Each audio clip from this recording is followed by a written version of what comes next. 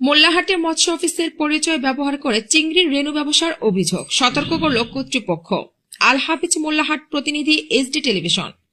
বাগেরহাটের মোল্লাহাটে উপজেলা মৎস্য অফিসের পরিচয় ব্যবহার করে চিংড়ি মাছের রেণু ব্যবসা পরিচালনার অভিযোগ উঠেছে মোহাম্মদ নাইম মোল্লা নামে এক ব্যক্তির বিরুদ্ধে।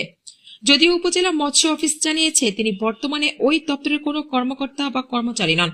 স্থানীয় সূত্রে জানা যায়, নাইম মোল্লা দীর্ঘদিন ধরে বিভিন্ন এলাকায় নিজেকে মোল্লাহাট উপজেলা মৎস্য অফিসের কর্মকর্তা বা কর্মচারী পরিচয় দিয়ে চিংড়ি মাছের রেণু সরবরাহ করে আসছেন বলে অভিযোগ রয়েছে।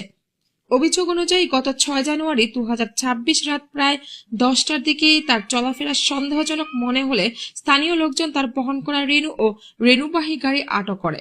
এ সময় তিনি নিজেকে মোল্লাহাট উপজেলা মৎস্য অফিসের কর্মরত ব্যক্তি দাবি করেন এবং তার ব্যবসার বিষয়ে অফিস ও সংশ্লিষ্ট কর্মকর্তারা অবগত রয়েছেন বলেও উপস্থিত লোকজনকে জানান বলে অভিযোগ করেন এলাকাবাসী। পরবর্তীতে উপজেলা মৎস্য অফিসে খোঁজ নিয়ে জানা যায়, নাইম মোল্লা বর্তমানে ওই অফিসের কোনো কর্মকর্তা বা কর্মচারী নন। তিনি প্রায় 3 বছর আগে একটি প্রকল্পে অস্থায়ীভাবে অফিস সহায়ক হিসেবে কাজ করেছিলেন। এ বিষয়ে উপজেলা সিনিয়র মৎস্য কর্মকর্তা রাজীব রায় বলেন, নাইম নামের ব্যক্তি আমাদের অফিসের কোনো স্টাফ নয়। তিনি প্রায় 3 বছর আগে একটি প্রকল্পে অফিস সহায়ক হিসেবে কাজ করেছিলেন। বর্তমানে তার সঙ্গে আমাদের অফিসের কোনো সম্পর্ক নেই। যদি তিনি আমাদের অফিস বা আমার নাম ব্যবহার করে ব্যবসা পরিচালনা করে থাকেন, সেটি অত্যন্ত দুঃখজনক। বিষয়টি নিয়ে তাকে অফিসিয়ালভাবে কারণ দর্শানোর নোটিশ দেওয়া হবে। এরপরেও যদি তিনি এই ধরনের কার্যক্রম চালিয়ে যান, তাহলে আইনগত ব্যবস্থা গ্রহণ ও সাধারণ ডায়েরি জিডি করতে বাধ্য হব।